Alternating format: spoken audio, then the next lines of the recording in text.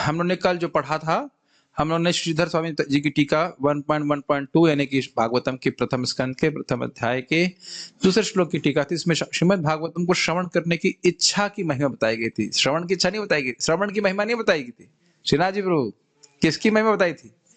श्रवण इच्छा की महिमा बताई गई थी। श्रवण करने की इच्छा, और श्रवण करने लग जाए तो फिर कहना ही क्या, क्या मत देना है। तो हम इसको पढ़ लेते हैं। धर्म प्रोजित कैटवो, जो धर्म बदले में भगवान से कुछ भौतिक चाहते हैं, तो ऐसे धर्म को श्रीमद् भागवतम से झाड़ू मारकर बाहर निकाल दिया गया है। ऐसे धर्म जो जीव का परम कल्याण करने वाले नहीं हैं, धोखेबाजी वाले धर्म को श्रीमद् भागवतम से बाहर निकाल दिया गया। धोखा क्यों? जब तक जीव को भगवान का प्रेम प्राप्त नहीं होगा वह सुखी नहीं हो सकता है।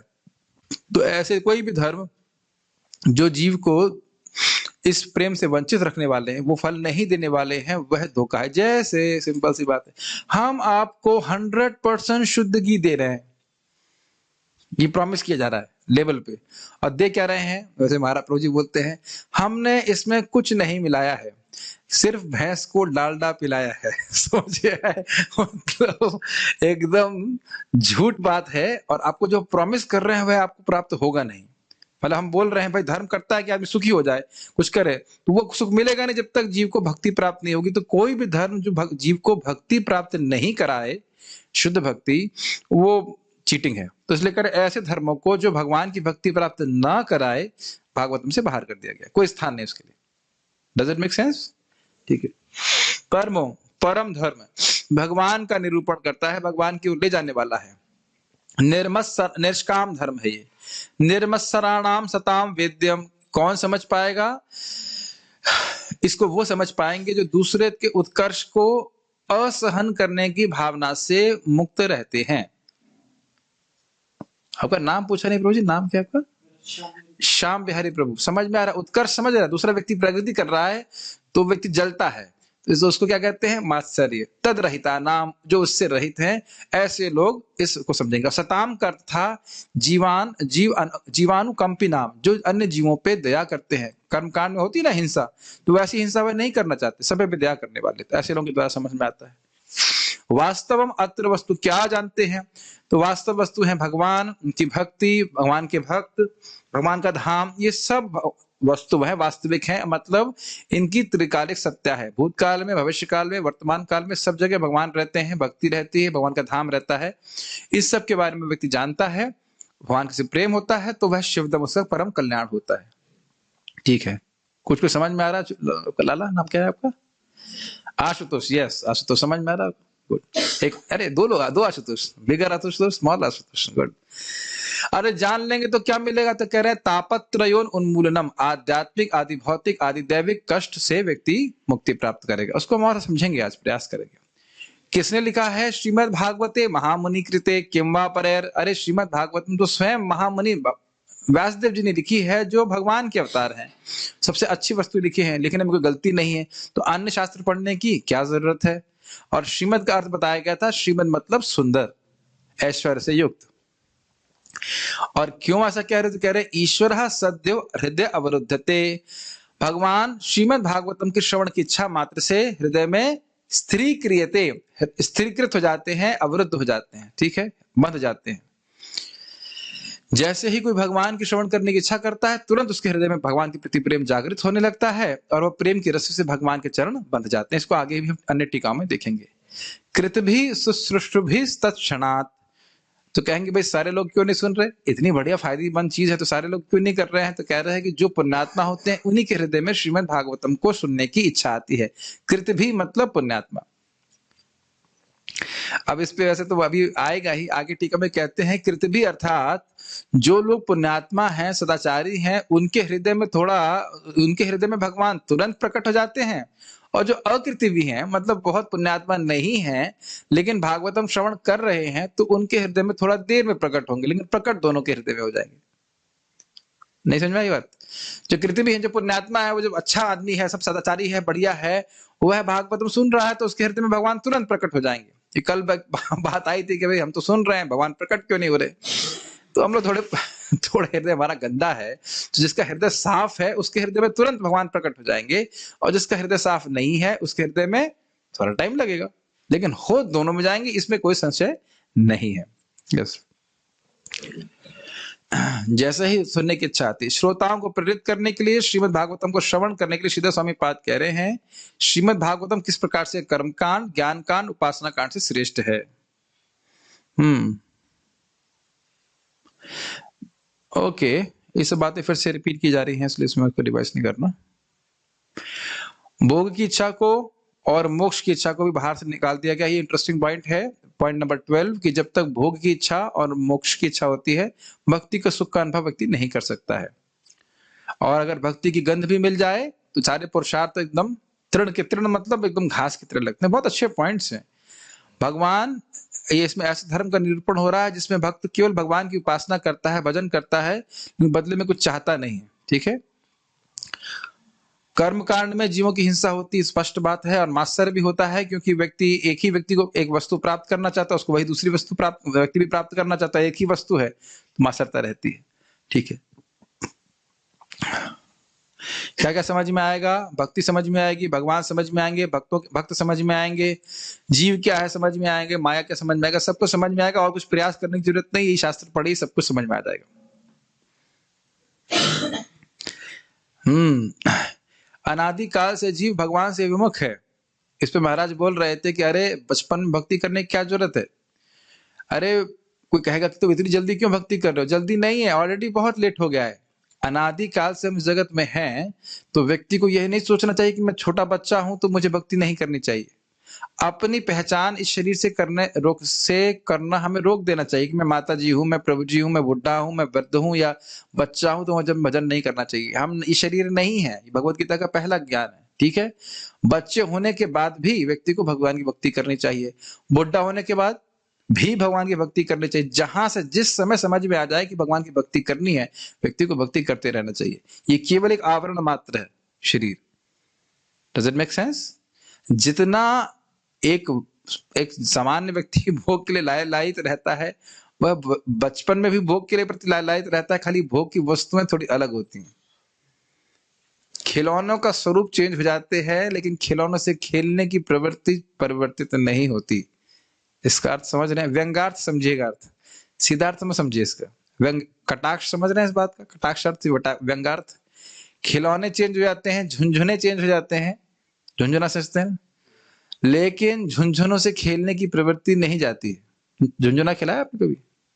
याद भी नहीं होगा। मेरी बात समझ रहे हैं? हर व्यक्ति के झुंझुने अलग अलग होते हैं। बचपन में हम लोग छोटे छोटे गन्स होते हैं ना, छोटा गन्स खेलेंगे, खिलौने से खेलते हैं, आगे जाकर के वो लोग बड़े बड़े गेम खेलते हैं, है कि नहीं? लेकिन कृष्ण से ये सारी चीजें विमुख करने वाली ही हैं। ठीक है। तो भगवान, क्योंकि भागवतम श्रवण करने से भगवान से प्रेम होता है, तो अपने आप ताप नष्ट हो जाते हैं। भगवान ने अपने तेज को, अपनी शक्तियों को भागवतम में रखा गया है। अन्य शास्त्र को पढ़ने से भगवान नहीं आते, और आते भी हैं तो बहुत विलंब से, तो इसलिए वहां पढ़ने की क्या जरूरत है? और अगर किसी का पुण्य होता ही नहीं है तो भागवतम सुनने की इच्छा ही नहीं आती। जन्म जन्मांतर का पुण्य जब इकट्ठा होता है, तब श्रीमद् भागवतम श्रवण करने की इच्छा होती है। और इसका प्रमाण भी, आप बहुत से लोगों को बुलाएंगे, ऐसा नहीं सब लोग भागवतम श्रवण करने के लिए आएंगे। अब हम लोग आज प्रभुपाद जी का जो टीका है उसको पढ़ेंगे। इससे पहले भागवतम के श्लोक को बोलेंगे। सब लोग मेरे साथ में बोलिए। धर्मः प्रोजित कैटवोऽत्र परमो निर्मत्सराणां सताम् वेद्यं वास्तवमात्रवस्तु शिवदम् तापत्रयोन्मूलनम् श्रीमद्भागवते महामुनिकृते किं वा परैरीश्वरः सद्यो हृदयवरुध्यतेऽत्र कृतभिः शुश्रूषुभिस्तत्क्षणात्। एक बार और बोलेंगे, याद हो जाए तो अच्छा ही रहेगा। कितने लोग आंख बंद करके बोलेंगे? आंख, जिन लोगों को याद होगा आंख बंद करके बोलिए, जिसको नहीं याद है वो एक आंख खोल करके से दिख सकता है, फिर बोल सकते। ठीक है।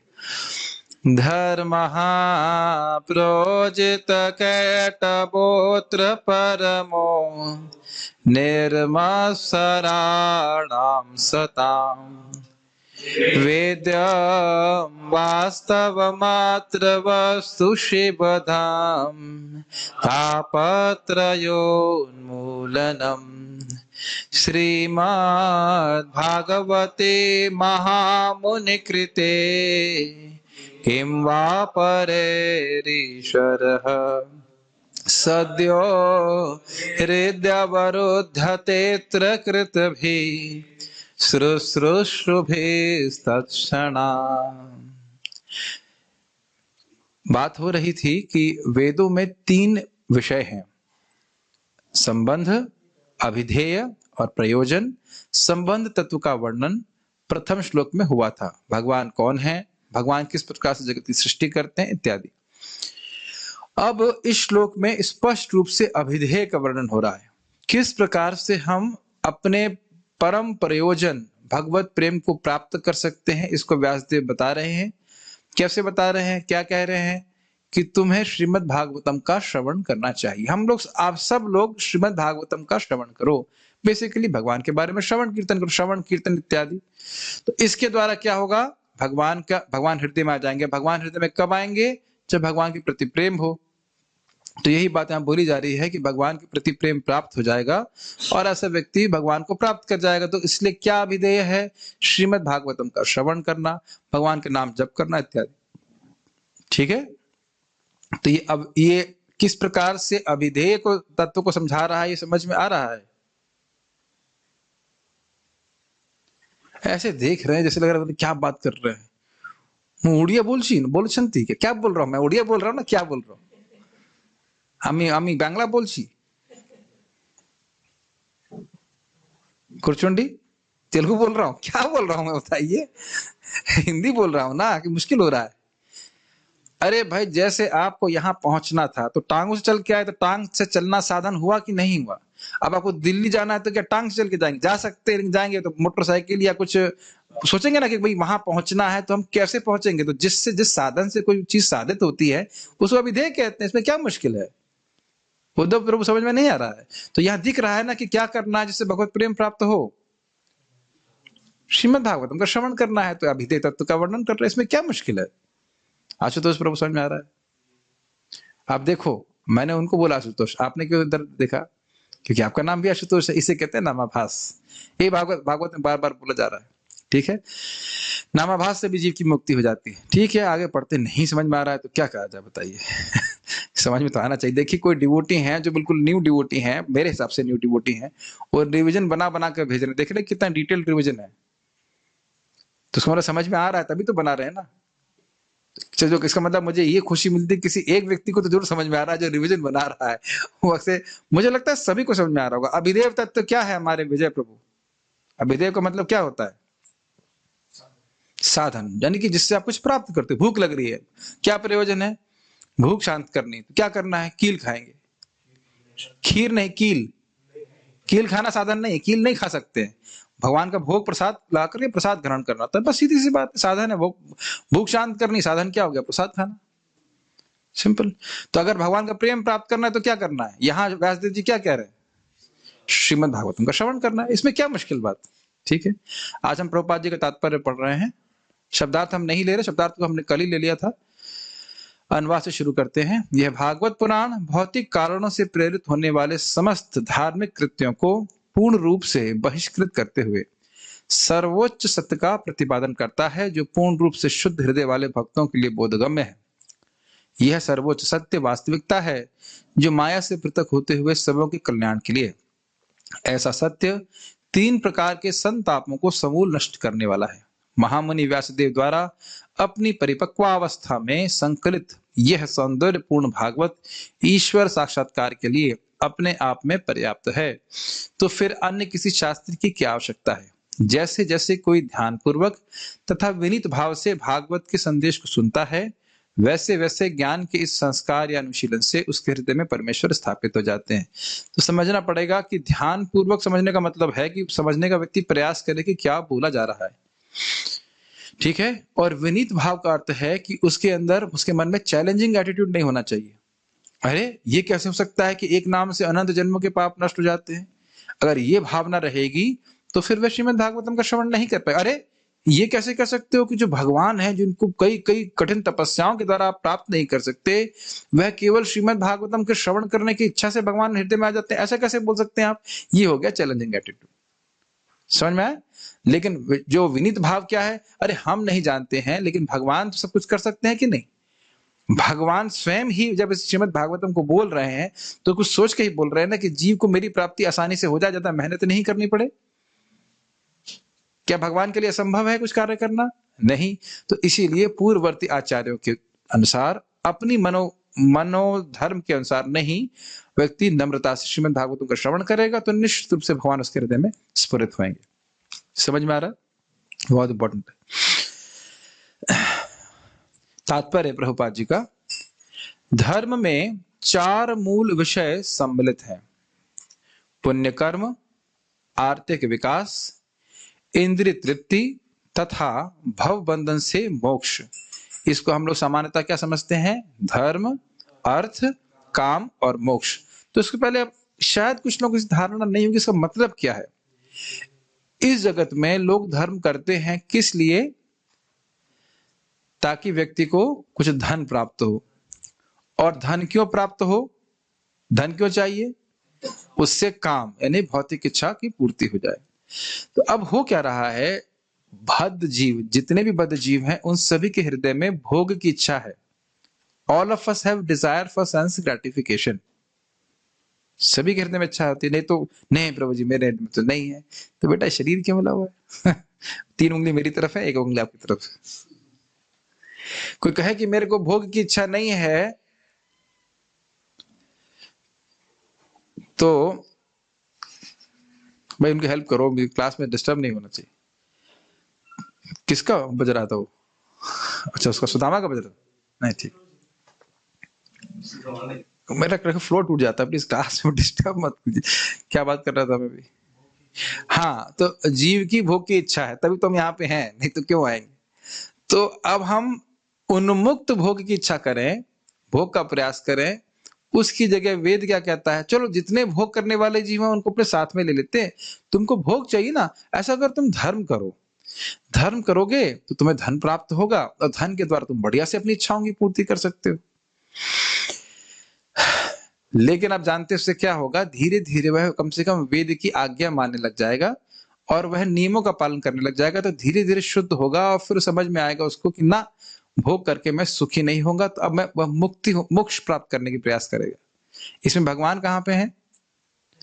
भोग प्राप्ति में और मोक्ष प्राप्ति में भगवान नहीं है। लेकिन मोक्ष ऐसा आगे भी आप सुनेंगे, तार मध्य मोक्ष वांछा कैटब प्रधान, जहां होइते कृष्ण भक्ति है अंतर ध्यान। ये सब इच्छाएं, भोग की इच्छाएं, ये चीटिंग है। यहाँ पे आया ना कैटव शब्द, चीटिंग है। और इसमें मोक्ष की वांछा और सबसे बड़ा चीटिंग है। क्यों भाई? मान लो स्वर्ग भी गया तो स्वर्ग वापस आएगा तो कुछ भक्ति कर सकता है, लेकिन मोक्ष मिल गया तो कई कितने समय तक, कितनी सृष्टियों तक वह मोक्ष में मतलब मुक्ति की अवस्था में पड़ा रहेगा और भगवान की भक्ति करने को नहीं मिलेगी, उसे कोई गणना नहीं है। वो बहुत समय के बाद वो नीचे गिरेगा, फिर वो भक्ति करेगा, कौन जाने। मोक्ष की इच्छा को सबसे बड़ी चीटिंग इच्छा या कैटव इच्छा कहा जाता है। तो इस प्रकार से है। फिर भी अधार्मिक जीवन बर्बर अवस्था है। इसको मैंने भी समझाया ना आपको कि भोग कर रहा है लेकिन इसमें कोई नियम नहीं, तो इसलिए उसको बर्बर अवस्था प्रभुपाद कह रहे हैं। वस्तुतः मानव जीवन का समारंभ धर्म के सूत्रपात से होता है। आहार, निद्रा, भय तथा मैथुन ये पशु जीवन के 4 नियम या लक्षण हैं। ये चारों पशुओं तथा मनुष्यों के में समान रूप से लागू होते हैं, किंतु मनुष्यों में एक अतिरिक्त कार्य धर्म होता है। धर्म के बिना मनुष्य जीवन पशु जीवन से ज्यादा अच्छा नहीं है। श्लोक तो सबको याद होगा। आहार निद्रा भय मैथुनम च सामान्य में तद पशु भी नराणाम धर्मो हि तेषाम अधिको विशेषो धर्मेण हीना पशु भी समाना। आहार मतलब खाना, निद्रा मतलब निद्रा पोंडी what does निद्रा पोंडी मीन्स? To sleep. तो निद्रा, अब मैं तेलुगु में बोलने लग जाऊंगा, maybe then you'll understand. तो निद्रा मतलब सोना। क्या आप लोग ने गौशाला में गैयाओं को सोते हुए देखा है कभी? यस, सोती हैं वो। अच्छा आशुतोष, आप सोते हो? आपके पापा सोते हैं? मम्मी सोती हैं? मैं सोता हूँ? आपने देखा मेरे को सोते हुए? लेकिन आप अज्यूम कर सकते हैं कि सब लोग सोते हैं तो प्रभु जी भी सो रहे होंगे, स्वाभाविक सी बात है, सब लोग सोते हैं। अच्छा, और आप खाते हो? मैं खाता हूँ, पापा खाते हैं, सब लोग खाते हैं, ठीक। तो ये बात कॉमन हो गई। और उसके बाद लोग बच्चे भी पैदा करते हैं और उसके बाद अपनी रक्षा करने का व्यक्ति प्रयास करता है। आज व्यक्ति मुझे बोला कि ये व्यक्ति प्रश्न किए कि मैं अपने जो प्रियजन हैं उनसे बिछुड़ जाने के डर से बहुत भयभीत हूं। मैंने कहा स्वाभाविक सी बात है, इस जगत में कोई भी संबंध तो छूटेगा, इसमें कौन से डरने की बात नहीं है। लेकिन रक्षा, भय, ये बहुत बड़ी, ये सबसे स्ट्रॉन्गेस्ट इमोशन है इस जगत में भौतिक बद्ध जीव का। किसी से कोई कार्य कराना, उसको भयभीत कर दीजिए। Is it not? जैसे व्यक्तिगत रूप से देखिए, कोरोना से लोग इतना मर नहीं रहे हैं जितना भयभीत हो रहा है कि नहीं? और इसी वजह से सब कहा इतना बंद करो, ये करो, वो करो। इससे और अधिक मैंने जो सुना, मैं वो डॉक्टर नहीं, लेकिन मैंने सुना कि किस प्रकार से प्लेग इत्यादि थी, इसमें कितने लोग मर गए थे, बहुत ज्यादा लोग मर गए थे। 1900 में जब बंगाल में हुआ था ना प्लेग, तो क्या था, ये तो था। तो भय का निर्माण बहुत, जब भयभीत कर देते हैं किसी व्यक्ति को तो व्यक्ति कार्य करने के लिए बद्ध हो जाता है। ये बहुत इंटरेस्टिंग बात है, इस जगत में बिना भय के व्यक्ति कार्य नहीं करता है कि नहीं? तो ये सब चीजें इंसानों और जानवरों में बराबर हैं। लेकिन क्या इंसान धर्म का आचरण कर सकते हैं? धर्म का आचरण करने का मतलब है नियमों का स्वेच्छा से पालन करना। प्रभुपाद एग्जाम्पल देते हैं कि भाई गाड़ी का चालान होता है, गाड़ी चलाने वाला को चालान होता है, गलती से भी गलत आप गाड़ी चला दिए तो चालान हो जाता है ना मनोज प्रभु? कुत्ते का चालान होता है कभी? क्यों अशोक प्रभु, कुत्ते का होता है कभी? कुत्ते का चालान नहीं होता है। लेकिन आप जानते हैं कि अगर हम लोग जैसे भारत में बाएं तरफ चलते हैं, तो अगर बाएं तरफ चल रहे हैं तो उससे दो फायदे हो रहे हैं। एक कि हमारा चालान नहीं हो रहा है, बहुत बात सिंपल सी, बहुत गंभीर है। लेकिन दूसरा है कि हम अपने गंतव्य को ठीक ठीक पहुंच जाएंगे। Make sense? जब हम नियम पालन करते हैं तो दो चीज है, एक हमको दंड प्राप्त नहीं होता है और दूसरा हमको पुरस्कार मिलता है, हम कुछ कुछ कहीं पहुंच पाते हैं। बिना नियम पालन किए हम कुछ कहीं पहुंच सकते हैं, कुछ प्राप्त कर सकते हैं। छोटे लिटिल आशुतोष, अगर आप ये बताइए, आप नियमित रूप से नहीं पढ़े तो क्या आप एग्जाम में अच्छे नंबर ले आओगे? तो आपको भी नियम का पालन करना पड़ता है। हर व्यक्ति नियम पालन कर रहा है। भक्ति की तो बात आप आगे छोड़िए, इस जगत में चाहे अच्छा लगे या ना लगे, व्यक्ति को नियम पालन करने होते हैं, है कि नहीं? Does it not? आप देखिए, किसान भी अगर मान लीजिए काम कर रहे हैं खेत में, तो कभी कभी बिल्कुल ठंड में काम करते कि नहीं? अगर वह और नियम पालन करने का मतलब है कि आपको अच्छा नहीं लग रहा है, फिर भी क्योंकि आपके लिए अच्छा है उसे करते हैं।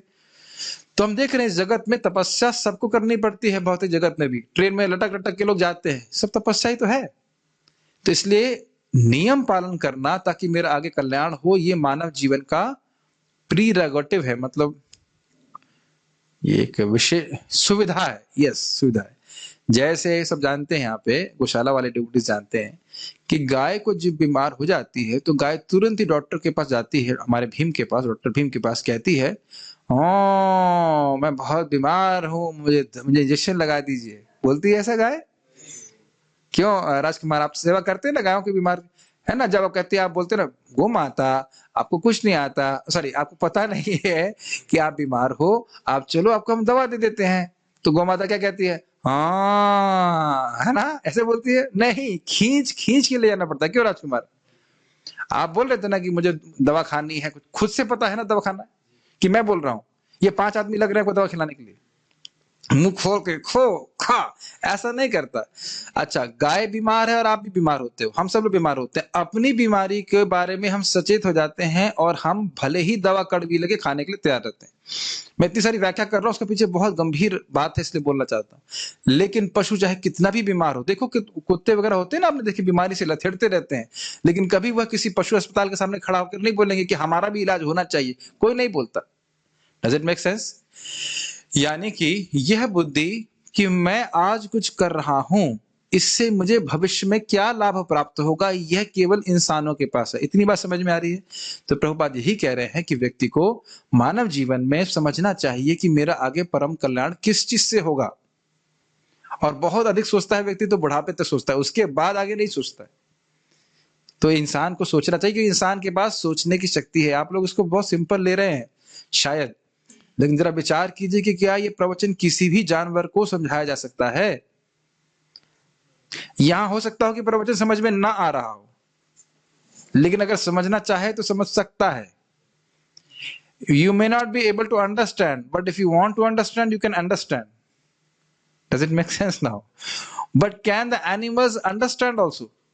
Even if they want to, नहीं समझ सकते। ये बात आपको बहुत सिंपल लग रही है, लेकिन बहुत गंभीर बात है।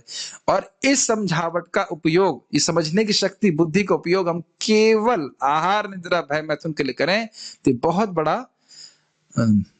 बड़ा नुकसान हम खा रहे हैं, बहुत नुकसान खा रहे हैं। ये बात हम लोग सुनते हैं कि तुमको पता ही है प्रभु जी क्या बता रहे हो आप, लेकिन ऐसा नहीं है। प्रायः हम लोग अपनी बुद्धि का उपयोग कैसे खा लें अच्छे से, कैसे सो लें अच्छे से, और बच्चे पैदा कर लें और अपनी रक्षा कर लें, इसी में ही लगाए रखते हैं। गलत बोल रहा हूं कि सही बोल रहा हूं? Is it not? इसीलिए श्रीमद् भागवतम और भगवद गीता के श्रवण के द्वारा हम सोचना शुरू करते हैं कि क्या इसके बाहर भी कुछ है जो हम कुछ विचार कर सकें। थोड़ी विचारनीय बात है। तो प्रभुपाद इसी बात बोल रहे हैं कि हमें चुनाव करना है कि हम अपना जीवन पशुवत तो बिताते रहे, लेकिन क्या पशु के समान मरेंगे? If I am born as an animal does not mean I have to live like an animal and leave the body like an animal. अरे भाई, मेरा जन्म पशु की तरह हुआ, मुझे नहीं पता था कि मानव जीवन क्या है, मानव का उद्देश्य क्या है, लेकिन क्या अब मुझे मालूम चलने के बाद भी मैं पशु की तरह जीऊं? और क्या मैं इतना कुछ मिलने के बाद भी क्या मैं पशु की तरह मर जाऊं?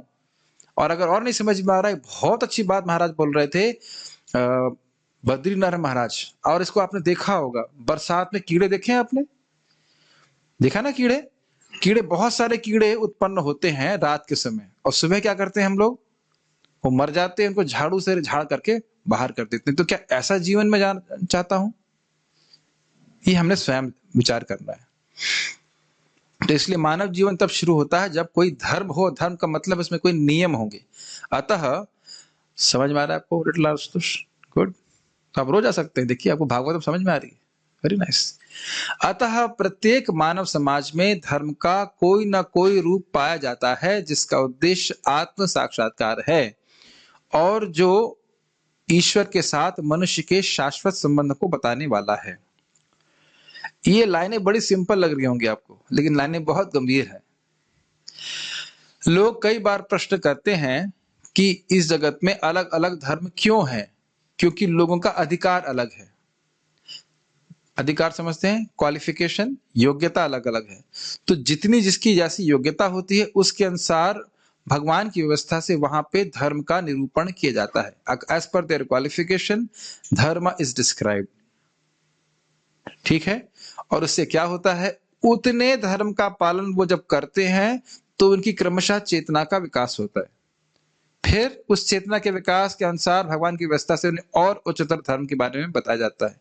फिर उससे उनकी और प्रगति होती। क्रमशः उद्देश्य यह है कि वह भगवान की भक्ति को स्वीकार करने के लायक बने। चतुर्विधा भजन्ते माम जनाः सुकृतिनो अर्जुना आर्त अर्थार्थ जिज्ञासु ज्ञानी च भरतर्षभा। गीता में भगवान बताते हैं कि 4 प्रकार के सुकृतिवान लोग उनके पास आते हैं। तो वहां पे सुकृति का अर्थ वहां बताया गया है, जो वर्णाश्रम धर्म का पालन करते हैं वो तुरंत भक्ति ना कर सके, लेकिन धीरे धीरे, क्योंकि वो पुण्यात्मा होते हैं, धार्मिक आचरण करते हैं, तो जब भगवान की भक्ति के बारे में बताया जाएगा तो तुरंत स्वीकार कर लेते हैं। जैसे एक डिवोटी बता रहे थे कि दूसरे वो व्यक्ति को बोल रहे थे जो देवताओं की पूजा करते थे, कई साल से करते थे, कई घंटे से करते रहते थे। तो जब उन्हें भगवत गीता के बारे में बताया गया तो उनको भगवत गीता को स्वीकार करने में कोई खास कठिनाई हुई नहीं, क्योंकि धार्मिक आचरण पहले से ही करते थे, बस ज्ञान की कमी थी। समझ रहे हैं? आपको मनोज प्रभु भगवान के बारे में सब कुछ पता था जब आप यहाँ पे आए थे, लेकिन जब करने में कोई दिक्कत आ रही है तो उसका मतलब क्या है? घर में कुछ तो पूजा पाठ करते होंगे, ऐसा नहीं कि बिल्कुल ही विद्रोह था भगवान से, है कि नहीं? तो यहाँ पे जब करने में, मंगल आरती जाने में कोई कठिनाई नहीं। Does it make sense? थोड़ा ज्ञान मिला, आप तुरंत समझ गए, ये बात रहती। तो ये बात यहाँ पे कही जा रही है। ये शायद समझ में आ रहा है कि नहीं आ रहा है पता नहीं। जीव का अल्टीमेट पॉइंट है कि उसको एकदम हाईएस्ट भक्ति दी जाए, तो धीरे धीरे धीरे धीरे करके शुद्ध करके उसको ऐसे स्तर पे लाया जा रहा है कि वो आत्म साक्षात्कार के लिए योग्य बन सके। ठीक है। मानव सभ्यता की निम्नतर अवस्थाओं में भौतिक प्रकृति पर प्रभुत्व दिखाने के लिए सदैव होड़ लगी रहती है। दूसरे शब्दों में कह सकते हैं कि इंद्रियों को तुष्ट करने के लिए निरंतर स्पर्धा चलती रहती है। अगर इस पे मैं कुछ बोलूंगा तो लोग बड़ा रंज भी हो सकते हैं, लेकिन इस जगत में जो देशों के बीच में झगड़ा चल रहा है, यही तो होता है। आप दो कुत्तों को देखिए झगड़ते, एक कुत्ता भौंक रहा है और दूसरी तरफ दूसरा कुत्ता भौंक रहा है। किस वस्तु के लिए?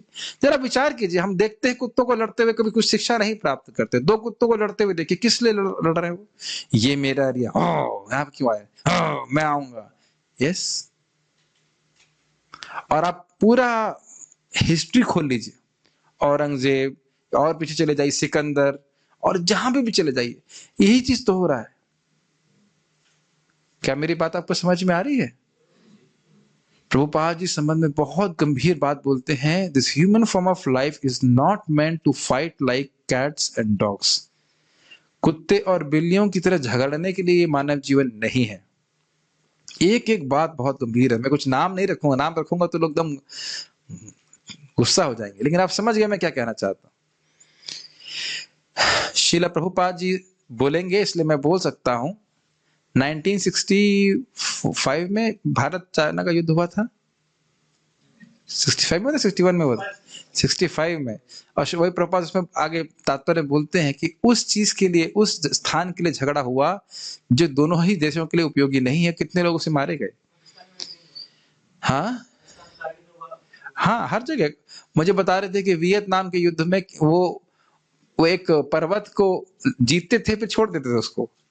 पर्वत जीतने के लिए आपस में लड़े मरे जा रहे हैं, उस पर्वत से कुछ मतलब नहीं है, और फिर वे पर्वत को छोड़, दोनों लोग छोड़ दिए। वियतनाम के व्यक्ति भी छोड़ दिया, अमेरिका भी छोड़ गया। कितने लोग उसमें मर गए। हाँ, अभी समुद्र की लड़ रहे। अरे वाह, ये तो अद्भुत है। समुद्र कितना विशाल है और उसके लिए लड़ाई हो रही है।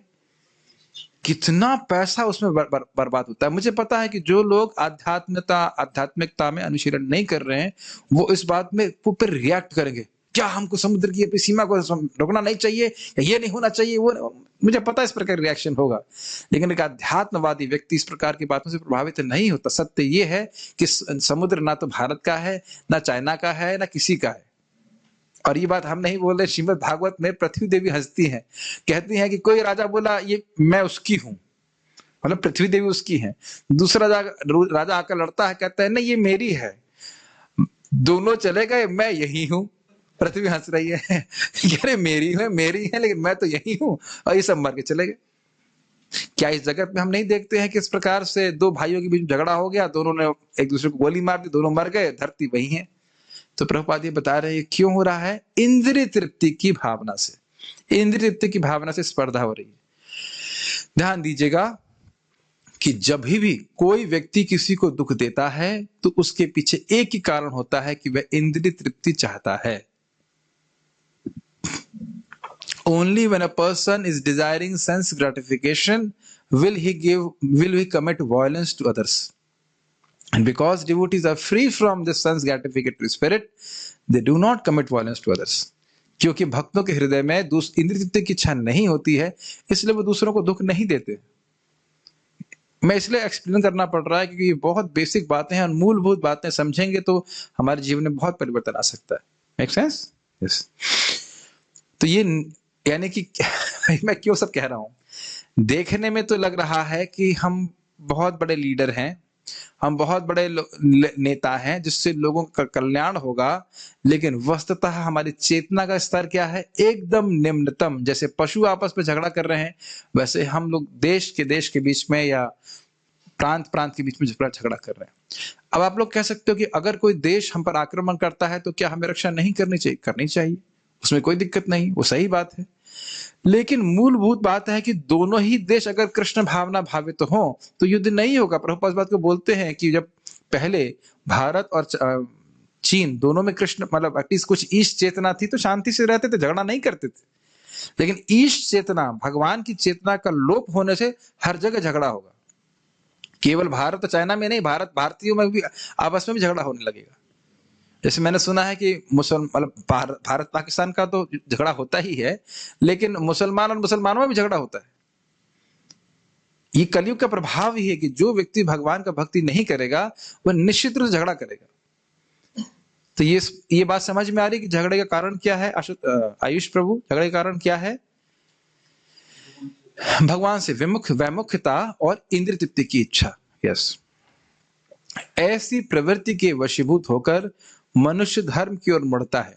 इस तरह से वह कुछ भौतिक लाभ प्राप्त करने के लिए पुण्य कर्म या धार्मिक कर्म करता है, किंतु यदि ऐसे भौतिक लाभ अन्य साधनों से प्राप्त हो जाते हैं तो तथाकथित धर्म उपेक्षित हो जाता है। आधुनिक सभ्यता का यही हाल है। मनुष्य आर्थिक दृष्टि से संपन्न होता जा रहा है, अतः वर्तमान समय में वह धर्म में अधिक रुचि नहीं लेता। गिरजाघर, मस्जिदें या मंदिर एक तरह से अब निर्जन है। लोगों की रुचि अपने पूर्वजों द्वारा बनाए गए धार्मिक स्थलों में न होकर फैक्ट्रियों, दुकानों तथा सिनेमा घर की ओर अधिक है। स्पष्ट समझ में आ रहा है? इससे यह सिद्ध होता है कि धर्म का आचरण किसी न किसी आर्थिक लाभ के लिए ही किया जाता है। आर्थिक लाभ की आवश्यकता इंद्रिय तृप्ति के लिए पड़ती है। समझ में आ रहा होगा?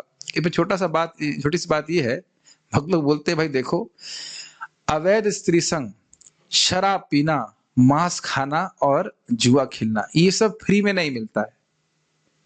इसके लिए लोग धन कमा रहे हैं, और इससे ये करने से क्या मिलता है? नरक की प्राप्ति। तो यानी लोग मेहनत कर रहे हैं ताकि वो नरक जाए। Can you get this? कब विचार किया आपने? लोग मेहनत कर रहे हैं ताकि वो नरक जाए। और हरे कृष्ण मंत्र जप करने में, श्रीमद् भागवतम के श्रवण करने में कितने पैसे लगते हैं?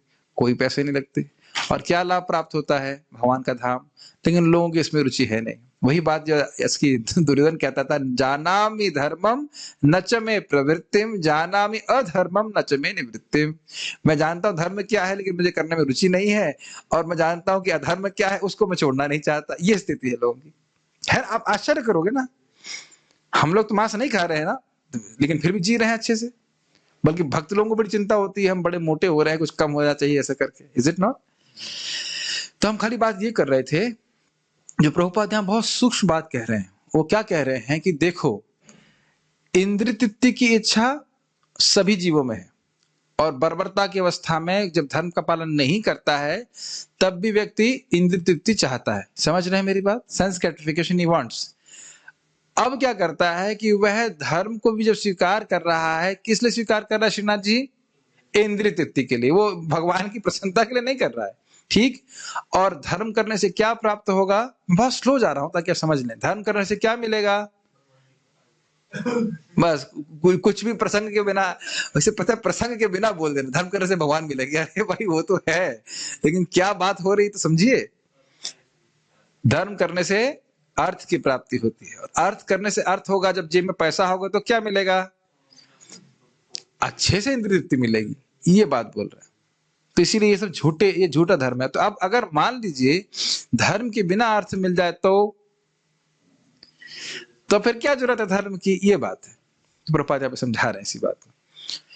तो जब तक हम धर्म को ठीक तरह से नहीं समझेंगे, धर्म को गायब करने की प्रवृत्ति रहेगी। धर्माचरण हमें क्यों करना चाहिए, अगर हमको ये ठीक से नहीं पता है तो धर्म की जरूरत ही क्या है? नहीं समझ में आई? भाई जब हमको फ्री में इंद्रिय तृप्ति मिल रही है तो धर्माचरण करने की क्या जरूरत है? विदेशों में इसलिए वो बोलते हैं, अब भारत में भी आ रहा है, शादी करने की क्या जरूरत है? उनके हिसाब से। अब देखिए, वस्तुतः शादी की क्या जरूरत है? ठीक है, व्यक्ति के अंदर इंद्रिय तृप्ति की इच्छा है, शादी करे, ठीक है, लेकिन केवल इंद्रिय तृप्ति के लिए शादी नहीं की जाती है। गृहस्थ आश्रम केवल इंद्रिय तृप्ति के लिए नहीं है। थोड़ा सा इंद्रिय तृप्ति है, लेकिन बहुत सारा दायित्व है। ऐसा वह स्वयं भक्ति करे, पत्नी भी भक्ति करे, पति भी भक्ति करे, और ऐसा वातावरण दे कि बच्चे भी भक्ति कर सकें। सुना है ना भागवतम का श्लोक, पिता न सस्यात्, गुरु न सस्यात्, जननी न सस्यात् इत्यादि। Does it make sense? तो ऐसा नहीं है कि गृहस्थ आश्रम में धर्म का लोप ही हो जाएगा। कोई अगर ये बोलता है अरे प्रभु जी हम गृहस्थ आश्रम में हैं तो भक्ति कैसे करें, तो भाई फिर ये गलत बात है। किसी भी आश्रम में व्यक्ति रह रहा है, उसको भक्ति करना, भगवान की सेवा करना ये अनिवार्य है। Does it make sense? ऐसा नहीं है कि गृहस्थ आश्रम में छुट्टी मिल गई, भक्ति करेंगे ही नहीं, अब जब मरने वाले होंगे तब भक्ति करना शुरू करेंगे। बातें समझ में आ रही हैं? और विदेशों में और अब भारत में भी ऐसा होने लग गया है कि लोग सोचते हैं कि शादी करने की क्या जरूरत है। क्यों? अब मैं एग्जाम्पल क्यों दे रहा हूं? क्योंकि वह अब सोच रहे हैं कि शादी करने का मतलब केवल इंद्रिय तृप्ति के लिए शादी की जाती है, तो शादी करने की जरूरत क्या है, इतना खर्चा होता है फालतू में, और कुछ समय के बाद तो हमें पैक्ट खत्म करना ही है। जैसे होता है ना, यहाँ पे एग्रीमेंट होते हैं ना 4 साल 5 साल कंपनियों के, 5 साल के बाद हमें एग्रीमेंट खत्म करना ही है, तो अब अगर शादी कर लेंगे तो डिवोर्स देना पड़ेगा, इत्यादि इत्यादि, और बड़े पैसे खर्च होंगे, इसलिए कोई जरूरत नहीं। और अब देख लीजिए किस प्रकार से वहां की सभ्यता से लोगों के जीवन में दुख आया है। समझ रहे मेरी बात? यस। प्रायः इंद्रिय तृप्ति की खोज से ऊब कर मनुष्य मोक्ष की ओर मुड़ता है और परमेश्वर से तदाकार होने का प्रयत्न करता है। फलस्वरूप ये सारी दशाएं केवल इंद्रिय तृप्ति के विभिन्न प्रकार बन जाती हैं। थोड़ा समझने का प्रयास कीजिए, एक एक लाइन इतनी गंभीर है, इसको समझाना पड़ता है। आप जानते हैं कि व्यक्ति जब इंद्रिय तृप्ति करेगा तो क्या होगा? इंद्रिय तृप्ति का स्वरूप ही क्या है? इंद्रिय तृप्ति समझ में आता है ना आपको? को समझ में आता है इंद्रिय तृप्ति? आंखों से कुछ देखना, कान से कुछ सुनना, इस प्रकार से इसको इंद्रिय तृप्ति कहते हैं। तो तृप्त हो जाए इंद्रियां, तो क्या इंद्रिय कभी तृप्त होती हैं? अमरनाथ प्रभु। और जब हम इंद्रिय तृप्ति में लगते हैं तो क्या हम तृप्त हो जाते हैं? नहीं। ये दो बात ध्यान रखिएगा, इंद्रिय कभी तृप्त होती नहीं है, और इंद्रिय को तृप्त करने से हम और अतृप्त हो जाते हैं। मैं इसको रिपीट करूंगा, शायद अगर मैं ऐसे ना बॉलिंग कर रहा हूं, आप कैच कर पा रहे कि नहीं? Are able to catch this point और नॉट? देखिए अपने जीवन में, when I do sense gratifications, my senses never become satisfied, and the more I gratify my senses, I myself become unsatisfied. ये दिख रहा है अपने जीवन में या नहीं दिखता?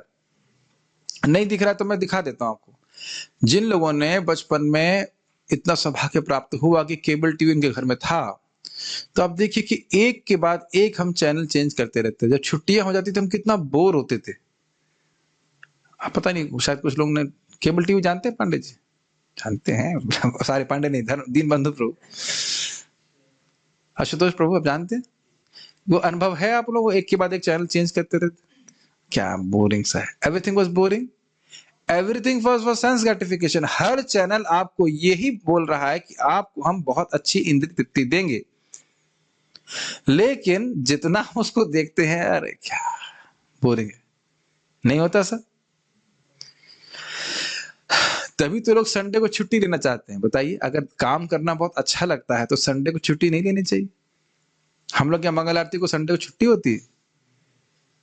नहीं होती। ये सब बातें बहुत सिंपल हैं, लेकिन अगर आप उसको अपने जीवन में घटित होता हुआ देखेंगे तो बहुत गंभीर बातें समझ में आएंगी। डिवोटीज, जितना भगवान के चरणों में मन लगता है, मन उतना सुखी होता है, ये प्रभुपाद जी बताते हैं। और जितना मन इंद्रिय तृप्ति के विचारों को सोचता है, उतना ही असंतुष्ट हो जाता है। जैसे कि हिरण्यकश्यपु और प्रहलाद महाराज। हिरण्यकश्यपु के पास सारी संपत्ति थी, लेकिन लगातार भोगों के बारे में सोचने से वे निरंतर असंतुष्ट रहता था। और प्रहलाद महाराज के पास क्या था? कुछ भी नहीं था, लेकिन भगवान की स्मृति होने के कारण पूरी तरह से वो संतुष्ट थे। तो भक्त को इस बातें श्रवण करके समझना चाहिए कि मुझे अपने मन को किधर लगाना चाहिए। ठीक है? अब यहां बोल रहे हैं कि जब व्यक्ति इंद्रिय तृप्ति करेगा तो बाय डिफॉल्ट, ये सारी व्याख्या क्यों करी गई? क्योंकि सारी व्याख्या का उद्देश्य ये समझाना था कि इंद्रिय तृप्ति से व्यक्ति बोर हो जाता है। तो जब इस प्रकार से व्यक्ति बोर हो जाता है, तब वो सोचेगा कि क्या इससे भी कोई उच्चतर उद्देश्य है? ये सब बातें बहुत गंभीर हैं। क्यों गंभीर हैं? ये इस जगत के सृष्टि के उद्देश्य को बताता है। मैं फिर से रिपीट कर रहा हूं, ये सारा जो प्रोसेस प्रभुपाद बता रहे हैं, वह ब्रह्मांड के पूरे विश्व की सृष्टि के उद्देश्य को बता रहा है। क्या बता रहा है श्रीकांत जी, सॉरी श्रीनाथ जी प्रभु? जगत की सृष्टि भगवान ने क्यों करी? क्यों करी श्रीनाथ जी प्रभु? जीवों के जो भोग की इच्छा है उसको पूरा करने का मौका दिया जाए, और फिर वो क्या होगा? भोग करके करके वो क्या हो जाएंगे? क्या हो जाएंगे विजय? क्या है ये? बोर हो जाएंगे। फिर वो सोचेंगे कि भाई कुछ इसके ऊपर भी कुछ है क्या? तो अब यहाँ कह रहे हैं कि अगर भक्तों का संग नहीं मिलता है तो प्राय लोग मोक्ष प्राप्त करना चाहते। क्या आपने अपने घरों में अपने वृद्ध परिवार के जनों को यह बोलते हुए सुना है कि हम तो मुक्ति चाहते हैं? कितने लोगों ने सुना है? 1 2 3 4 5 लोग। और वे भक्त नहीं होते हैं। जरूरी नहीं कि वो भक्त हों, लेकिन वो चाहते हैं कि हम मुक्त हो जाएं घर परिवार से। वो उस क्लेश को भोग करके, दुख को भोग करके इच्छा आ जाती। कभी नहीं सुना आपने इसको? हमने बहुत बार सुना कि हम मुक्त हो जाएं, मुक्त हो जाएं, मुक्ति चाहते हैं, लेकिन उनको ये नहीं पता है कि मुक्ति का अर्थ क्या है। तो जनरली जब ऐसे लोग इच्छा करते हैं तो ऐसे वेंडर्स भी होते हैं, बिजनेसमैन भी होते हैं, आध्यात्मिक बिजनेसमैन, जो बताते हैं कि आप मुक्ति का मतलब है आप भगवान में जाकर के मिल जाओ। ये भारत में बहुत अच्छा ये प्रोडक्ट मिलता है। अच्छा मतलब काफी लोग इसको बेचते हैं कि मुक्ति का मतलब है आत्मा परमात्मा में मिल जाए। सुना आपने ये बात? मनोज, आपने कभी सुना ये बात? आप बिहार से है ना?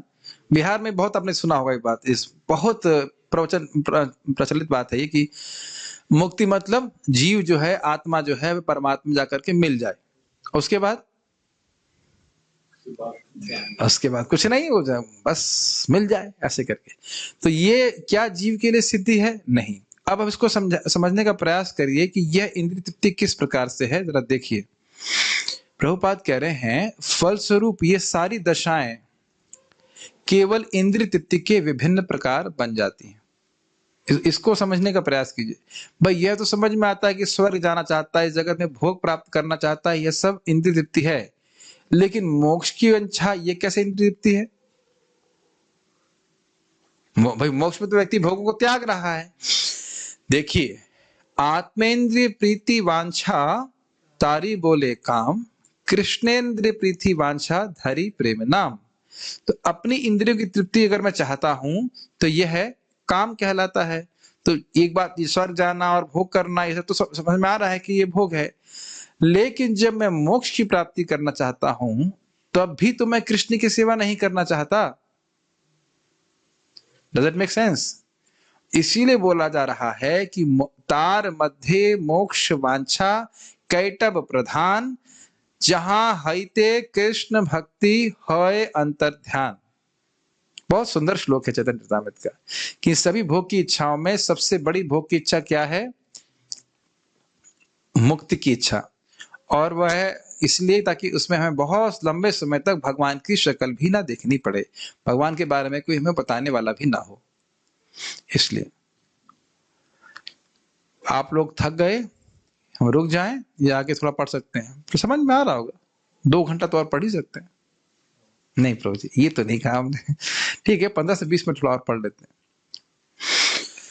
वेदों में उपर्युक्त चारों कर्मों की संस्तुति नियामक के रूप में की गई है, जिससे इंद्रिय तृप्ति के लिए अनावश्यक स्पर्धा उत्पन्न ना हो। ये बहुत इंपॉर्टेंट बात है। जैसे शादी का प्रावधान है तो लोग अपनी पत्नी से संतुष्ट रहें। अब ये नहीं कि सबकी पत्नियों से संतुष्ट होने का प्रयास करें, तो बहुत दिक्कत हो जाता है कि नहीं? अपना अपना खाना खाओ, अपने हर जगह नियम है कि नहीं? खेत है कि जगत में लोगों के खेत होते हैं, सरकार नियम रखती है कि तुम्हारा खेत यहीं तक है, इसके आगे तुम नहीं जा सकते, जो करना अपने खेत में करो। Does it make sense? अगर कोई रूल रेगुलेशन नहीं होता तो दिक्कत होती कि नहीं? तो यही बोल रहे हैं कि नियम हो रखा है ताकि ठीक है भोग की इच्छा है लेकिन उसका नियमन होना चाहिए, उसका रेगुलेशन होना चाहिए, ये बात बोल रहे हैं। किंतु श्रीमद् भागवतम इंद्रिय तृप्ति संबंधी इन सभी कर्मों से परे है। यह नितांत दिव्य साहित्य है जो उन्हीं शुद्ध भगवत भक्तों द्वारा समझा जा सकता है जो स्पर्धात्मक इंद्रिय तृप्ति से परे रहते हैं।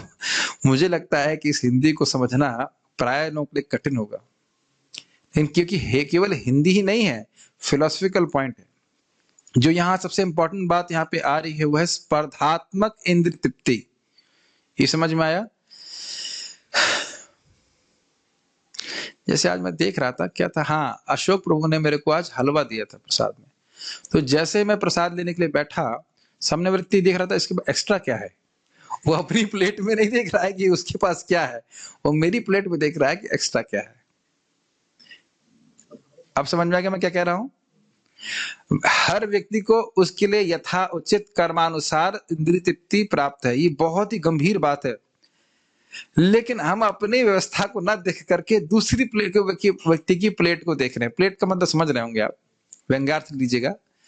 और यह सोच रहे हैं कि अगर उसके पास एक वस्तु अधिक है तो वह और अधिक सुखी है। इस चीज को हम थोड़ा सा रुक करके समझाने का प्रयास करेंगे।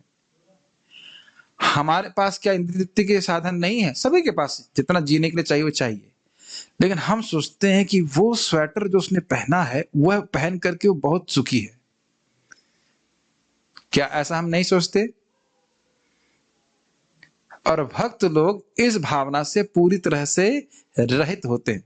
भगवान की कृपा से जो हमको भगवान ने शरीर ढकने के लिए दे दिया, जो भगवान ने प्रसाद दे दिया, संतुष्ट, और हम भगवान का भजन कर रहे हैं इसमें संतुष्ट। अब समझ में आया? वो उधर उधर नहीं देखते हैं कि उसको अधिक कैसे मिला है। इस संबंध में छोटी सी कहानी सुनिए, बहुत अच्छी कहानी। एक सब लोग, कुछ लोग जानते भी होंगे, लेकिन बड़ी रोचक कहानी है। मत्सरता की बात पे एक व्यक्ति था, वह शिव जी की पूजा करता था। बहुत अच्छी कहानी है, लेकिन टू द पॉइंट है। तो शिव जी उसके सामने प्रकट हुए। शिव जी का एक नाम क्या है? आशुतोष। बहुत जल्दी संतुष्ट हो जाते हैं। तो उन्होंने कहा कि तुम्हें क्या चाहिए? तो लेकिन शिव जी बोले कि बेटा, तुम जो मांगोगे उससे 2 गुना तुम्हारे पड़ोसी को मिलेगा। अच्छा, तो कहा कि मुझे एक गाड़ी दे दीजिए। तो उसके पास एक गाड़ी आ गई, तो पड़ोसी के पास कितनी गाड़ी आ गई आशुतोष? 2 आ गई। ठीक है। अच्छा, अरे, तो फिर उसने कहा अच्छा, अब मुझे एक सुंदर पत्नी दे दीजिए। तो कह रहे उसकी तो 2 पत्नी मिल गई, तो बड़ा दिक्कत हुई। तो उसने कहा, फिर तीसरा वरदान मांगा, कहा कि मेरी एक आंख फोड़ दीजिए। ताकि उस व्यक्ति की दोनों आंखें फूट जाएं। तो कहने का अर्थ यह है कि व्यक्ति अपने दुख से दुखी नहीं है, दूसरे के सुख से बहुत दुखी होता है। अपने सुख से सुखी नहीं है, दूसरे के सुख से बहुत दुखी रहता है कि नहीं? भक्त लोग इस प्रकार की भावना से बिल्कुल रहते रहते। क्यों? कि उनके हृदय में भगवान आते। यही देखिएगा, आपको कह रहे थे ना कि भगवान आते हैं कि नहीं आते, क्या प्रमाण है? श्रीमद् भागवतम, भगवत गीता का आप श्रवण करेंगे तो खुद ही इतना सुख मिलता है, लगता है कि हम बहुत सुखी है। हमें 2 टाइम भगवान प्रसाद दे रहे हैं, नाम जप करने को मिल रहा है, हमारा जीवन चल रहा है। ये एकदम कथा का बिल्कुल प्रत्यक्ष प्रभाव हम देखते हैं कि व्यक्ति एकदम ठंडक आ जाती है हृदय में कि हमें कुछ नहीं चाहिए जगत से। Is it not? तो समझ में, स्पर्धात्मक इंद्रिय तृप्ति, कॉम्पिटिटिव सेंस ग्रेटिफिकेशन, मेरे पास इतना है, उसके पास इतना अधिक है। क्या आपको कभी किसी ने खाने की थाल की फोटो भेजी है और आपके मन में विचार क्या आया? अरे वो इसे खा के कितना संतुष्ट होगा। अच्छा, क्या कभी वो उस थाल की फोटो आपने भेजी किसी को? आप बताइए उससे कितना सुखी होगे। ये बहुत सूक्ष्म बातें हम सभी सोचते नहीं है। कोई खाने की फोटो हम देख लेते हैं, अरे कितना सुखी होगा वह खाना प्राप्त करके, लेकिन वही थाल अगर आपके सामने आ जाए तो कितना सुखी हो जाएंगे? लिमिटेशन है, उससे अधिक तो सुखी नहीं हो सकते। जगह जगह विज्ञापन क्या होते हैं, कोई व्यक्ति दिखा देंगे, कोई व्यक्ति सो रहा है बड़े आराम से, क्योंकि गद्दा बहुत मोटा है। आप जमीन पे सोएंगे, नींद नहीं आएगी। हम ये नहीं बोले जमीन पे सो, लेकिन मंगल आरती में चाहे जमीन पे सोइए, अभी ठंडा है इतना रखिएगा, कम से कम उसमें ठंड नहीं आए, बीमार नहीं पड़ो।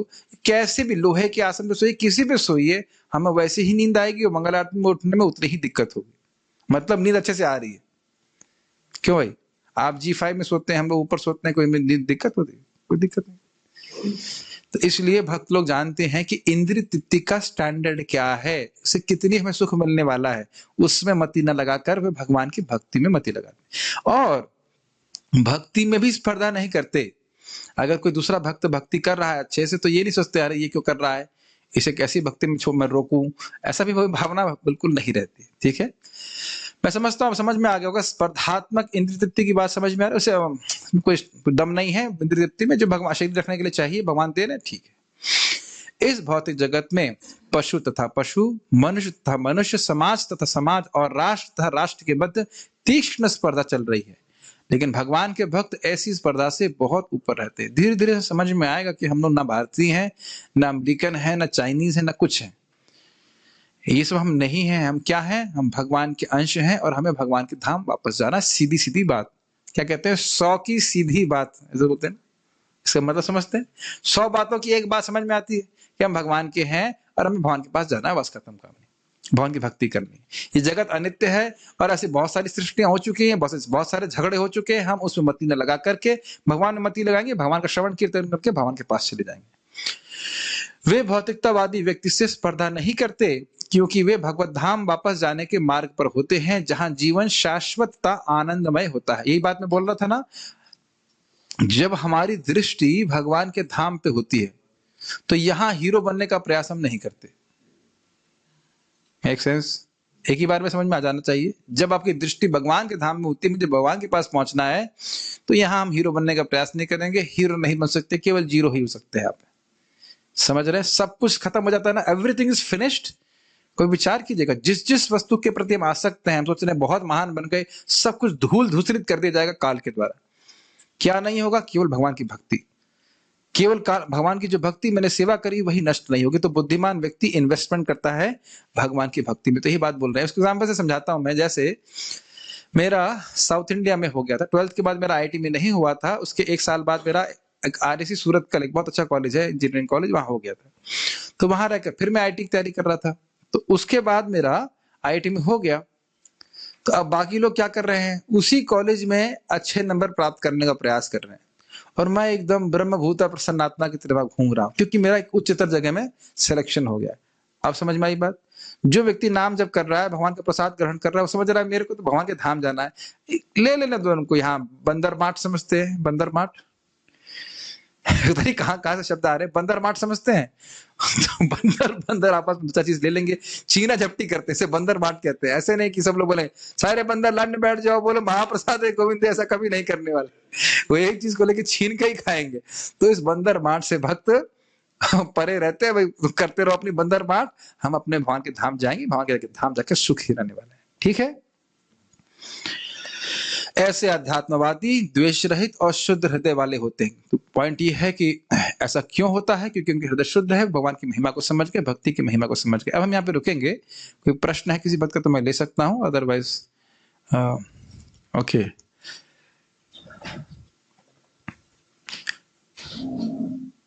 कोई कह रहे हैं ऑडियो साफ नहीं आ रहा है। ऑडियो तो मेरे ख्याल से आ रहा होगा, है ना? बराबर नहीं आ रही है। ओके। कोई कह रहे हैं कि भागवत श्रवण की बात कही जा रही है, पढ़ने की बात नहीं की जाती, तो खुद पढ़ के ज्यादा समझ में नहीं आएगा क्या? इसलिए देखिए, जब हम पढ़ते हैं तो वह भी एक प्रकार का श्रवण है, और जब हम श्रवण करते हैं और पढ़ते हैं तो उससे पूरा प्रोसेस पक्का हो जाता है। हाँ, एक बात समझनी होगी कि ये सत्य बात है कि अगर आप केवल पढ़ेंगे तो उतना ही समझ पाएंगे जितनी हमारी योग्यता है। लेकिन जिन लोगों ने अधिक साधन किया है, भक्ति किया है, वो उनकी बुद्धि, हम सभी की बुद्धि तीक्ष्ण होती जाती है, फाइन होती जाती है, तो श्रीमद् भागवतम को श्रवण पढ़ करके समझ पाते हैं। तो हमेशा श्रवण कीर्तन ये पढ़ने से श्रेष्ठ होता है। लेकिन इसका अर्थ यह नहीं कि पढ़ा जाए ही नहीं। कोई चीज महत्वपूर्ण है, इसका अर्थ ये नहीं कि अन्य चीजें महत्वपूर्ण नहीं है। और जितना आप श्रवण कीर्तन करते हैं उसमें अधिक कुछ ना कुछ आप देखेंगे रुचि उत्पन्न होती है। इसको आप आगे ही पढ़ने वाले हैं। आख्यातान्य अपधीतानि धर्म शास्त्रान्य यान्युतः। व्यक्ति पढ़ता है, लेकिन अगर उसको पढ़ाना हो कोई वस्तु, तो देखेगा अरे बहुत सारी बातें मैंने ध्यान नहीं दी, समझ नहीं आया, तो वो और बातें गहरी होती हैं। तो खुद भी पढ़ना चाहिए, स्वाध्याय करना चाहिए और श्रवण भी करना चाहिए। भक्त बोल रहे हैं लाइव क्लास में जूम से भी ज्यादा आनंद आता है, तो आप मत जाइए यहाँ से, क्या दिक्कत है? भैया तो बैठे हैं यहाँ पे। 1962 में भारत चाइना के युद्ध, ठीक है 62 में हुआ या 65 में हुआ, ये कोई बात महत्वपूर्ण नहीं है। युद्ध हुआ, ये ठीक है।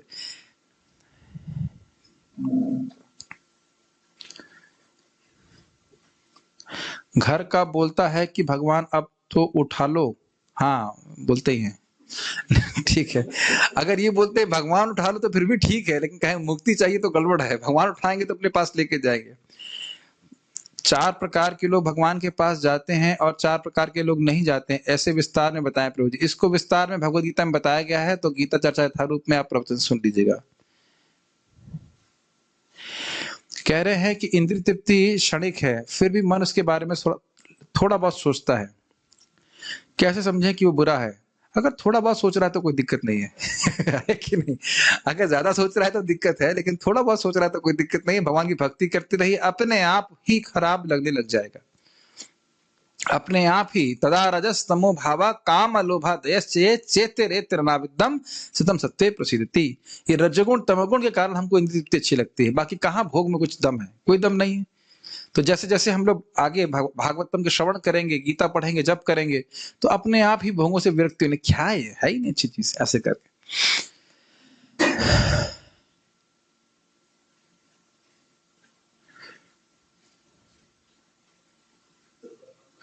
हाँ, ये अच्छा प्रश्न है।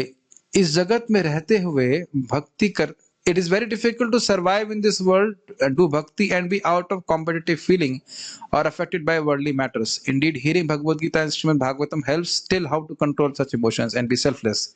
प्रश्न यह है कि इस जगत में हम रह रहे हैं और रहते हुए भक्ति करना बड़ा कठिन है और स्पर्धात्मक भावना से निकल पाना बड़ा कठिन है, लेकिन श्रीमद् भागवतम और भगवद गीता से फायदा मिल रहा है। कैसे करें? तो प्रश्न और उत्तर एक ही बात में हो गया। आप बोल रहे हैं कि भगवद गीता भागवत पढ़ने से फायदा होता है, तो इसको पढ़िए, उसको श्रवण कीजिए, तब समझ में आएगा। देखिए, सिंपल सी बात है, जो भी भक्त प्रवचन या सुन रहे हैं, इतना तो समझ में आ रहा है कि मैं सुखी हूं, मैं सुखी हूं, इतना तो समझ में आ रहा है। आईआईटी कानपुर से पास आउट होने के बाद, अच्छा जॉब प्राप्त करने के बाद भी उसको त्याग करके मैं भक्ति कर रहा हूं, मैं सुखी हूं, इतना तो समझ में आता होगा। बच्चे पैदा ना करके मैं सुखी हूं, ये सबको समझ में आता होगा। पैसा इकट्ठा ना करके मैं सुखी हूं, तो समझ में आता होगा। नहीं आता है तो मैं बता देता हूं, I am happy. Make sense? क्यों? क्योंकि मैं ऐसे कोई भी कार्य नहीं कर रहा हूं जिसके मुझे पैसा मिल रहा है। एक भी कार्य सुबह से शाम तक नहीं करता जिसके लिए मुझे पैसा मिल रहा है, लेकिन 13 साल से कर रहा हूं और भगवान से प्रार्थना करता हूं, राधा रानी से, कि बस यही इसी प्रकार से हमारा जीवन चले। हमें पैसे नहीं चाहिए, हमें भगवान की सेवा चाहिए। Does it make sense? कोई भी कार्य, चाहे मैनेजमेंट का हो, चाहे कुछ भी सेवा, हम पैसे के लिए, एटलीस्ट मैं तो पैसे के लिए नहीं कर रहा हूं। लोग डोनेशन देते अलग बात है, वो हम भगवान की सेवा में लगा देते हैं, लेकिन पैसे के लिए तो नहीं कर रहे। तो अगर पैसे के लिए कोई कार्य नहीं कर रहे हैं तो सुखी है ना? तो ये प्रैक्टिकल देख लेना चाहिए कि इसी जीवन में कोई बहुत बड़ा डिवोटी तो हूं नहीं, लेकिन बिना पैसे के भगवान की सेवा कर रहे हैं और भगवान की सेवा करने बड़ा सुख मिल रहा है, अच्छा लगता है। ऐसा तो नहीं कि आप लोगों को पढ़ाऊंगा, उसके बाद मैं मनोहर करने पढ़ने बैठ जाऊंगा, उसके बाद फिर भागवत पढ़ूंगा, बड़ा अच्छा लगता है पढ़ने में। तो देखना चाहिए कि आत्मा को, प्रत्यक्ष दिख रहा है कि आत्मा को भक्ति की सेवा कर, भगवान की सेवा, भक्ति में सेवा करने से सुख मिलता है, तो क्यों कंपटीशन करना? जरा बताइए। जो भी भक्त, ये मान लीजिए प्रश्न कर रहे हैं, उनको पैसे तो नहीं मिल रहे भागवतम सुनने के लिए, तो क्यों आ रहे हैं? इसका मतलब दिखा रहा है कि हम पैसा, जिन चीजों को प्राप्त करने के लिए, जो काम करके हम पैसा प्राप्त कर रहे हैं, उसको हमें सुख ही नहीं मिल रहा है। अगर उसके लिए पैसा नहीं मिलेगा तो वो काम नहीं करने वाले। आदमी नौकरी कर रहा है 12-12 घंटे, 10-10 घंटे, अगर पैसा नहीं मिलेगा तो 1 घंटे भी काम करेगा? नहीं करेगा। तो हिंट लेना चाहिए साधुओं का जीवन देख करके, अरे ये लोग कितने सुखी हैं, और भोगियों को देख करके कि कितने दुखी हैं, विवेक का निर्माण कर लेना चाहिए कि कहां पे हमें अपनी शक्ति लगानी है। जब देख रहे हैं कि भैया उस कंपनी में पैसे लगाए, वो डूब गए, वो दूसरे वाले ने लगाए, उसके भी डूब गए, सारे समाज के डूब गए, तो क्या मैं भी उसमें पैसा लगाऊं? इतनी अकल तो होना चाहिए ना सबके पास, ठीक है कि नहीं? मैं ये नहीं कह रहा हूं कि सब लोग साधु बन जाएंगे, मैं ये कह रहा हूं सब लोग साधु बन जाएं। ये क्या कहना चाहते हैं आप? घुमा फिरा के बोल रहे हैं आप। अरे भाई, सब लोग शादी ना करें ऐसा कोई जरूरी नहीं है, लेकिन सब लोग भक्ति करें ये तो जरूरी है ना, ये बात है। तो अपने जीवन में सुबह से शाम तक, अब हम भक्त में बड़ा अच्छा बोल रहे थे कि कुछ जो लोग भक्ति जूम पे हैं, वो 6.5 घंटा हमारे संग समय बिताते हैं। सुबह 5 से 9, उसके 5:30 से 6, फिर इसके बाद 7 से 8, 7 से 1.5 घंटा, 8:30, तो ऑलमोस्ट 6.5 घंटा। और 6.5 घंटे ये जो काम कर रहे हैं, इसमें कोई पैसे नहीं ले रहे आप, ना आप ले रहे हो, ना मैं दे रहा हूं, ना आप दे रहे हो, ना मैं ले रहा हूं। तो कम से कम 6.5 घंटे तो सुख के है कि नहीं? इतना तो 6.5 घंटे सुख के बताइए, बाकी दुख इकट्ठा करिए, कोई दिक्कत नहीं। Okay okay, so we shall stop here. पारायण करेंगे हम लोग, उसके बाद रोकेंगे। ये नेट भी गड़बड़ चल रहा है, क्या हुआ?